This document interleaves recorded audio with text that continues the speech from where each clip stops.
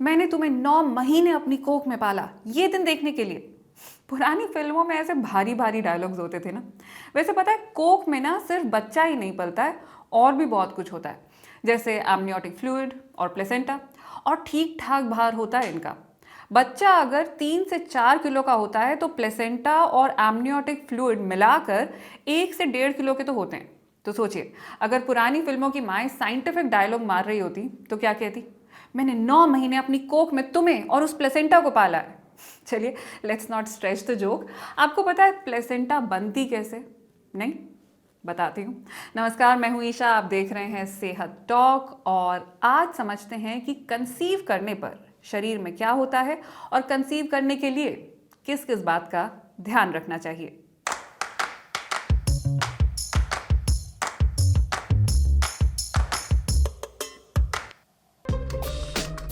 कितना अच्छा होता ना अगर मल्टीटास्किंग करने के लिए हमारा शरीर एक एक्स्ट्रा हाथ बना देता या फिर एक नई आंख।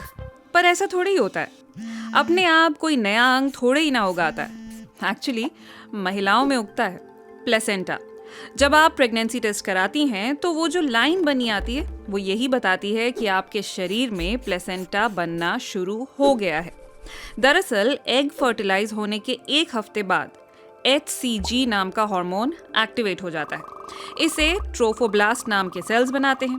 ये सेल्स भ्रूण के इर्द गिर्द एक तरह का घेरा बना लेते हैं। फिर इनकी एक परत जाकर यूटेरस की लाइनिंग से जुड़ जाती है। मिलकर ये प्लेसेंटा बनाते हैं। HCG के लेवल्स हर 2 दिन में 2 गुने हो जाते हैं। इसी से प्रेगनेंसी टेस्ट पॉजिटिव आता है। प्रेगनेंसी के 5वें हफ्ते से ही प्लेसेंटा अम्बिलिकल कॉर्ड के जरिए एम्ब्रियो को सब जरूरी सामान मुहैया कराने लगता है, जैसे कि ऑक्सीजन, विटामिन्स, मिनरल्स, प्रोटीन्स और एंटीबॉडीज। साथ ही प्लेसेंटा ये भी सुनिश्चित करता है कि बच्चे को मां से किसी भी तरह के बुरे वायरस और बैक्टीरिया ना मिल सके। हालांकि कुछ ढीठ किस्म के रोगाणु फिर भी अंदर घुस सकते हैं, जैसे कि मीजल्स के वायरस और सिगरेट की निकोटीन या फिर वाइन की अल्कोहल। प्लेसेंटा हॉर्मोन्स का सही इस्तेमाल करके और भी बहुत कुछ कंट्रोल करता है। वो यूटेरस में बच्चे के लायक जगह बनवाता है, पीरियड्स को रोकने का काम करता है। साथ ही वो ब्रेस्ट का आकार बड़ा करवाता है ताकि बाद में उनमें दूध बन सके। प्लेसेंटा अपना ख्याल खुद रखता है और कोख में पल रहे बच्चे का तो रखता ही है। प्रेगनेंसी के अंत तक प्लेसेंटा का आकार करीब 20 सेंटीमीटर का हो चुका होता है, वजन करीब 600 ग्राम। बच्चे के जन्म के साथ ही प्लेसेंटा का काम खत्म हो जाता है और फिर माओं को लगता है कि काश बच्चे के साथ साथ 2 हाथ भी पैदा हो जाते तो जीवन कितना आसान होता।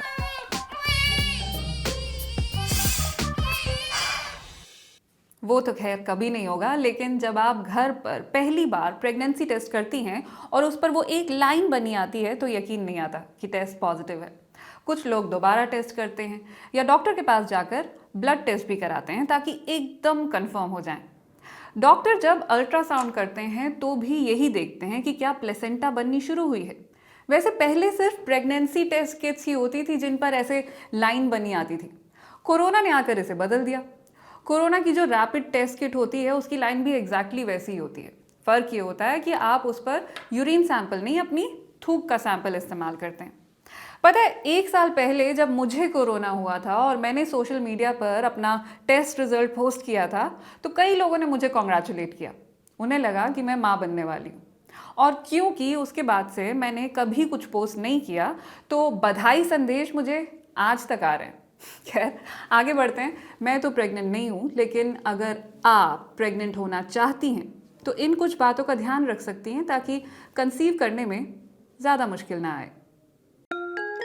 महिलाओं में फर्टिलिटी बढ़ाने के 6 टिप्स। पहला, कॉन्डम्स इस्तेमाल करें। जब तक आप प्रेग्नेंट नहीं होना चाहती हैं तब तक कॉन्डम्स का इस्तेमाल ज़रूर करना चाहिए। इनसे इन्फेक्शन या सेक्सुअली ट्रांसमिटेड डिजीजेस का खतरा कम होता है। STD होने से मां बनने में दिक्कत आ सकती है, इसलिए कॉन्डम्स का इस्तेमाल ज़रूर करें।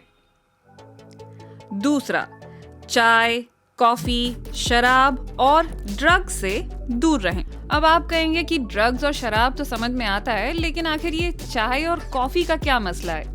बहुत ज्यादा कॉफी पीने से फलोपियन ट्यूब्स की मांसपेशियां कमजोर हो जाती हैं। रिसर्च दिखाती है कि दिन में 5 कप से ज्यादा कॉफी पीने से मिसकैरेज का खतरा बढ़ जाता है। और ध्यान रहे, चाय में भी कैफीन होती है, इसलिए चाय भी ज्यादा ना पिएं। तीसरा, स्मोकिंग से बचें। नियमित रूप से सिगरेट पीने वाली महिलाओं में गर्भधारण की संभावना 40% कम होती है। सिगरेट आपकी ओवरीज को खराब करती है, इसलिए इससे दूर ही रहें। टिप नंबर 4, वजन पर ध्यान दें। रिसर्च ओबेसिटी का फर्टिलिटी से सीधा नाता दिखाती है।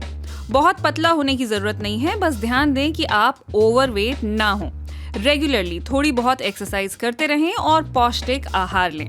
अगर आप कंसीव करना चाहती हैं तो आपके शरीर को आयरन, कैल्शियम और जिंक की बहुत जरूरत है। जिंक आपकी मेंस्ट्रुअल साइकिल को सही रखता है। साथ ही फॉलिक एसिड भी अहम है। कंसीव करने के लिए शरीर को एस्ट्रोजन और प्रोजेस्टेरॉन नाम के सेक्स हार्मोन्स की जरूरत होती है। फॉलिक एसिड इन्हें बनने में मदद देता है। टिप नंबर 5, प्लास्टिक से दूरी। मुश्किल है, लेकिन जितना हो सके प्लास्टिक से दूर रहने की कोशिश करें। चूहों पर हुई रिसर्च दिखाती है कि प्लास्टिक एस्ट्रोजन हार्मोन की प्रोडक्शन पर बुरा असर डालता है। इंसानी शरीर में प्लास्टिक जन्म के फौरन बाद से ही पहुंचना शुरू हो जाता है। बेहतर है कि बच्चा होने के बाद भी प्लास्टिक की बोतलों का इस्तेमाल ना ही करें, और पैसिफायर तो बिल्कुल भी ना दें। और आखिरी टिप, उम्र पर ध्यान दें। उम्र बढ़ने के साथ साथ एग की क्वालिटी गिरने लगती है। 35 की उम्र के बाद फर्टिलिटी तेजी से गिरने लगती है। इसलिए फैमिली प्लानिंग जितनी जल्दी शुरू की जाए, उतनी ही कम दिक्कतें सामने आती हैं। मैं जानती हूँ इनमें से कुछ चीज़ें अवॉइड करना बहुत मुश्किल है। जैसे आप भले ही स्मोक ना करती हूँ, लेकिन अगर आप दिल्ली जैसे शहर में रहती हैं तो वहाँ की हवा में सांस लेना ही एक दिन में 10 सिगरेट पीने के बराबर है। क्या कर सकते हैं? इसी तरह अगर आप प्लास्टिक से जितनी मर्जी दूरी बनाने की कोशिश करें, लेकिन प्लास्टिक हमारी फूड चेन में पहुँच चुका है।